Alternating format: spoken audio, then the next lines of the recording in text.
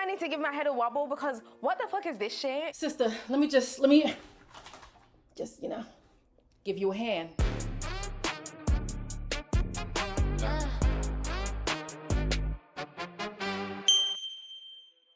Hello everybody, welcome back to my channel. My name is Queenie. For those who don't know me, reviewing Love Island UK season 13 episode 32. Before I get into it, please make sure to like this video, subscribe and hit the bell, and leave a comment down below. We didn't even get a previously on Love Island. It went straight to Angelista again, standing up. Oh, being so excited to see Simba and have this fine ass Mara walked out. Seeing her walk down a second time was sickening.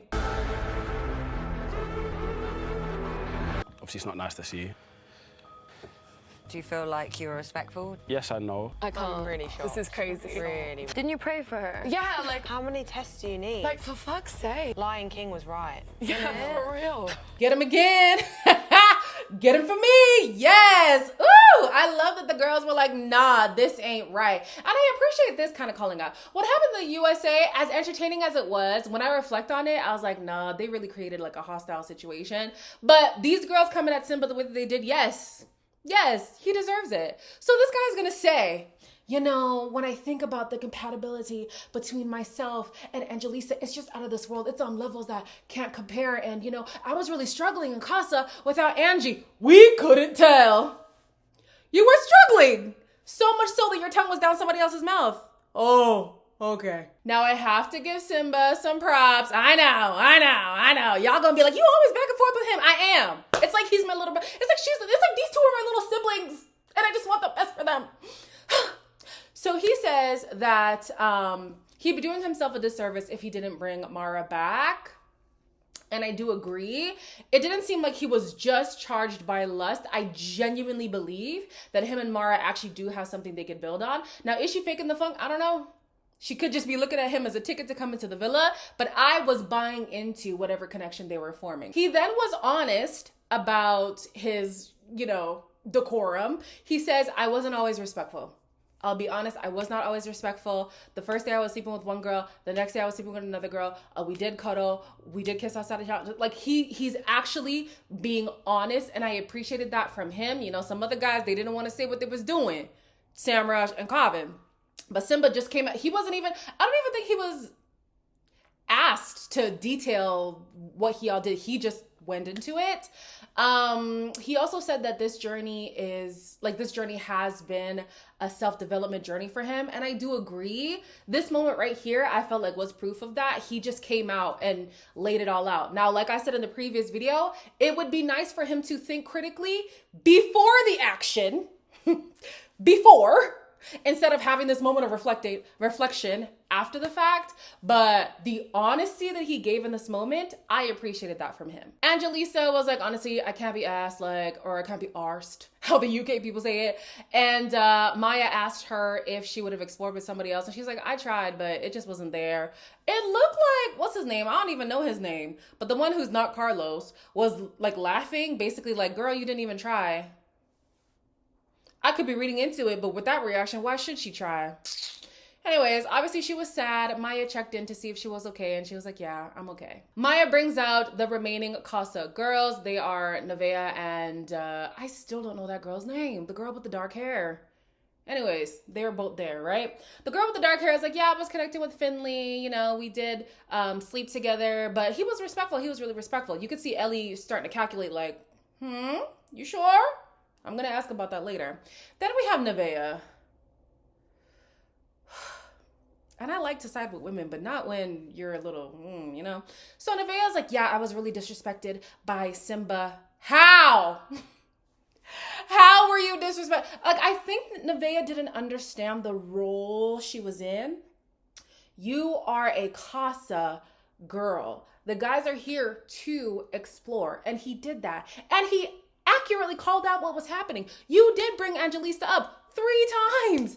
And the man was like, bro, okay, that's enough. That it's a little bit, let me not say jarring, because that's not what he said. And that's what she was upset about. But he was, off it. He didn't see the point in you bringing up Angelista so much. She's like, yeah, I am an emotional person, and let's focus on that. Just because you feel disrespected doesn't mean you necessarily were disrespected. I do still believe that Simba could have handled things better, especially after seeing this girl is quite emotional. You're gonna have to handle her with a lot more care than with anybody else. However, most of what she experienced was not disrespectful. She just had a different vision of how this would go and was shocked that it didn't go that way. The boys find out that the Casa girls did have a mission to send over pictures that they were not aware of. I still think it could have been worse, but it is what it is. Maya asked any of the Casa boys if they had a connection that they wished would continue. Carlos said he wanted to be coupled up with Priya, but he's going to take the rejection as a man. You just wanted to be on the show, Carlos. Like, this is going to sound so bad, but the easiest ticket actually would have been Priya because she was so vulnerable and, you know, had been experiencing hit after hit after hit. But his agenda was clear to her. She was like, oh no, he's working me and I'm not going to be here for that. Now, I wish she could see that Jordan was working her as well, but one battle at a time. After the recoupling, Charlene starts to cry and I'm here like, Charlene, I was rooting for you, but what's going on? She's like, oh, I don't know. The girls were just so cold. And then you need to know your role too, okay? You're literally the other woman right now. You're gonna get some animosity from the girls. It's natural. It'd be nice if they were like, girls, it's not about you, it's about the guy. But if I have some feelings about you because you're tied to my guy, you gotta just take that, you know? Then we have Jasmine and Angelisa. They're venting about this whole thing. And Jasmine is trying to put herself in the same position that Angelisa is in. And I'm sorry, I simply don't agree. It's a joke, innit? I'm Mika. Angie. He better not come over here, bro. Nah, I don't want to talk to you. Is he actually okay? I can't believe this. Fuck. Come here, my girl. I'm so sorry. Can you not? Just go. Just go. Now Simba wants to run over to Angelisa talking about Angie. Where was the crying for Angie and Casa Amor? Save it. Save it. I'm glad she shut it down twice. The first time she was like, no. The second time the girls were like, can you move? Why are you here? Why is a man here? Why would a man be here? So Angelisa was like, honestly, guys, I think my time is up. Like, I can't keep going with the back and forth. It has been a roller coaster this whole time. I am done. Selfishly, I have faith that she could get a Mimi, Amber Gill, those are the only two girls I can think about right now, type of redemption. You know, when you've been down and out the whole season, Casa Amor did a number on you. And then in the last moment, they don't have to win. She doesn't have to win. But in the last moment, the producer just sent her one last Hail Mary. You know what I'm saying? She doesn't have to win the show. I understand. I don't even think a lot of people would vote for Angelisa. But just one, like, just to make her journey worth something. You know? Bring somebody for my girl. And then the other side of me is like, yeah, I think it is time to go. I do think it might be time to go. She obviously has really strong feelings for Simba. And if somebody else comes in and she can't even give them the time of day, what's the point? She might as well leave. So then here goes Jasmine like, yeah. And when the guys came in, they didn't even say, I missed you or anything like that. For y'all who be feeling for Jasmine, cool. Me personally, I just don't buy this act. I simply don't buy it. If I see her speak to Jordan, if I see this girl speak to Jordan, no, I'm sorry. That whole scheming thing is really what takes away my sympathy for her. Although I do have criticism for how she and Kavin were relating with each other, Casa, as its own thing, I did feel for her until the scheming. She then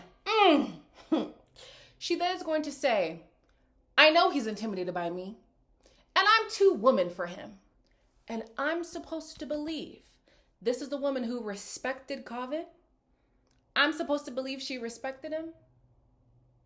Charlene is over in the corner. She's sad. She's like, he told me that they were on a break and now he's saying that he's still open to her. I mean, yeah, that's oftentimes why people say break and not let's break up, even though I think it should just be a breakup. People say a break because they still want to keep that door open while doing whatever madness wherever they're doing it. And he was doing that in Casa.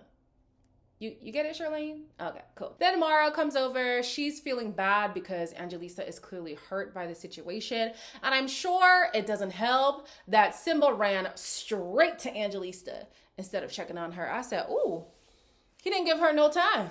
Because after the recoupling, the first two people to walk away were Jasmine and Angelista. He ran immediately after her. Simba and Kavin have a conversation about everything that went down. And Kavin says, you know what? And as bad as what I did was, I don't have regrets. Kavin's behavior in Casa, personally, I do agree with. Sorry, they left on bad terms. Things haven't been great for a long periodically time. So him exploring the way that he did makes sense to me. Simba, on the other hand, you were supposed to be in a good place with Angelista. Not only were you supposed to be in a good place, the man literally said, you are the woman I prayed for. And as much as I beside Ayamika, she was right to say, for somebody who is a spiritual person, you can't play with saying things like that. If you're going to say something like that, you better mean it. So to talk about this being the girl that you prayed for, and then you move the way that you were doing in Casa Amor, as much as I love Mara, as much as I'm very glad that she gets to stay a little bit longer, it's actually wicked for you to do that. Very wicked. So then Kavin is going to say, you know what? Now that I'm thinking about it, we completely misunderstood what Casa Amor was about. You don't say. There's something about the boys all the time. They feel like Casa Amor means lad's holiday, but also the fact that that is what a lad's holiday is to you guys is also concerning for me, but okay, fine. They are feeling way worse because the girls didn't even sleep in beds with the other guys. You don't have to be kissing girls outside of challenges and stuff like that. If you are going to do it, stand on it. But there is a way to explore connections without doing all of that. There is a way. Kavin tries to explain himself to Jasmine and he says, listen, I was acting in the moment and I'll be honest, I do stand by my decisions. From the start, there was a connection there. Maybe I wasn't as respectful as I could have been. I'm gonna just own it. That's what I've done. There's not much I can say. Happy for you. Take this one on the chin, all right? Alrighty. Jasmine is pointing the finger a lot. She's saying it's you. And it's funny because she complains saying that Kavin was always pointing a finger at her when he needs to point the finger at himself. I think y'all both need to point at yourselves. She says he was self-sabotaging. I think they were both self-sabotaging. She says she was the only one fighting for their relationship. I think they were both fighting for their relationship. The only problem is they never actually got to the nitty-gritty of what wasn't working in the relationship. They both had moments where they were saying, man, I'm constantly in my head about this connection. Does the person really like me as much as I like them? But they wouldn't have those conversations with each other. They would have them with other people. And then, we'd never get to resolve. Even in their conflicts, they just bury the hatchet and keep it pushing. But there's this big, mound under a carpet that they don't want to address. So I do think that this is on the both of them, personally. I do appreciate how Jasmine approached this conversation. She says, I don't think you're a bad person, but the way that you move is not for me. He did want to keep things open, but she's like, nah, I'm good. He says he wants her back, and she says, honestly, there's no point. And then he ends it by just taking it on the chin. Lola confronts Sean about his round in the challenge, and he gave her a pretty accurate play-by-play. He was like, yeah, I took off my shirt, and the two girls were sitting there, and then I danced on them, and then I made out with them, and then I put the girl on the ground, and then I kissed her, and then I kissed all three of the girls. He was being really honest, and I appreciated that.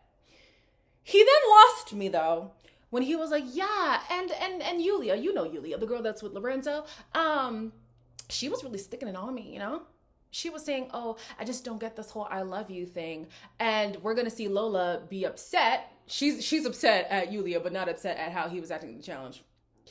She's like, oh, that fucking bitch. Y'all correct me if I'm wrong. I don't recall Yulia being all over Sean like that. I don't recall. So I want to know where that came from. Yeah, I want to know where that came from. So I'm like, Lola, slow your roll a little bit because I don't even fully trust what Sean is saying right now. Then we have Mika and Samraj. They talk about his experience. And yeah, it sounds like he was doing way more than she ever thought he was going to do. If there's anything that's going to hurt me, tell me. So you slept with Mara. And we had a cuddle. Why would you cuddle her though? Me and Martha had a conversation and we kissed. In the day? In the day, yeah. Please don't cry. Looking back, it was probably stupid. And that's not normally like me. No, he also kissed someone outside of a challenge. We lost the plot, bruv. We actually have lost the plot. For the record, I'm laughing at Samraj. I'm not laughing at Mika. I'm laughing at Samraj because Samraj, really, what was that all about? You had this girl from the beginning. Okay, you got friend zone, cool. You finally got back together. You even were two-time in Priya just to get with Mika. And you were acting like, okay, yeah, we're finally back. We're finally in a good place. Then you kissed this girl out of a challenge, cuddled with this girl in the bed. And then you were with this girl. And only 2 people came in. There could have been an equation where 3 of all the girls you were exploring with came into the villa. And you're almost shocked that Mika is like affected by this. Please make it make sense. So Mika cries. She goes over to Jasmine, who's having a conversation with Jordan, mind you. Ciao. And basically she's like, yeah, that was a lot to hear. Like, I do like the guy, and it hurts me that I was being so respectful and he just wasn't. And you can see Samraj being like, yeah, I'm cooked. I am cooked. I had no business doing all of that. I think it was Samraj, Aiden, and Kavin, and they're sitting there like, yeah, maybe the kissing was a bit too much. Yeah, maybe we did take it overboard. Yeah, maybe. Why does it take the guys only realizing after? Y'all really can't control your urges like that? Like, one thing with the girls when it comes to Casa Amor, they're just never going to match the men's energy. It's the Actually, the last time that I remember a girl matching the energy of men in general in Casa Amor was Tanya. Tanya. And Tanya was moving. Didn't Tanya do that? Didn't she do that? To whatever that guy's name is. I don't even remember. She was exclusive with Shaq at the time. And she still moved mad and calls him. That's the only time I've ever seen a girl, well, the only time that I can recall, where I've seen a girl match the guy's energy. So anyways, from one Zim sister to another, Angelista finally wants to have a conversation with Simba. Lads holiday, this, that. Like, that's kind of what, that's I don't even make no damn sense. genuinely just want to become the best version of Simba for you. Do you actually hear yourself? I'm not comparing you to Mara. It's incomparable. Promise you. Don't start all the dramatics and the I'm not doing dramatics, I'm sniffling. not doing... I actually can't even look at you. Sorry. Like, guys, I'm actually gonna pack my bag. If you go, I go. Oh, please. Simba, you ain't going nowhere. You ain't going nowhere. This man is so dumb. Instead of saying, I'm sorry, like the first words should have been, I'm sorry. I'm so sorry. I'm sorry I hurt you. I'm sorry I moved disrespectful. I'm sorry it was out of sight, out of mind. I'm sorry. He's gonna start by saying, you know, I was over there and it was like a lad's holiday. It was basically out of sight, out of mind. I was just doing everything that I was doing in the moment. So you mean to tell me that's your perception of lad's holiday? If we're to be together, I'm not going to trust whenever you're out with the boys. Do guys see why women, you know, those guys who are always like, oh, my girl's crazy. Maybe it's because of shit like this. You cannot be trusted clearly when you're out with your boys. You act in the moment. You be doing whatever. And granted, they're not in a relationship. They're on a show about exploring and all this. So I understand. But that connotation of a lad's holiday would put me off. It really would. Anyways, child. He's going to say that he wanted to come back as a better version of himself. I do agree that he is becoming a better version of himself, but this explanation is not a good example of that. You talking about the things you were doing is not a good example of this better version of yourself. He's then going to tell Angie that he told Mara he just couldn't keep things going between them, but you brought her back. So what's the point of even mentioning that? You're not going to get props for a decision you didn't make. You're not going to get props. She's here. So clearly you do think that you should keep things going because she's here. He says that his heart is still with her, and she says, honestly, I'm just tired of this shit. And she really is tired. Guys, this is the first time I've seen Angelista's lace lift a little bit. This lace has been melted to the gods all season long. But dealing with this man has caused a little... Oh! Don't let this man get you off your square, sister. Yasmin and Lorenzo have a conversation.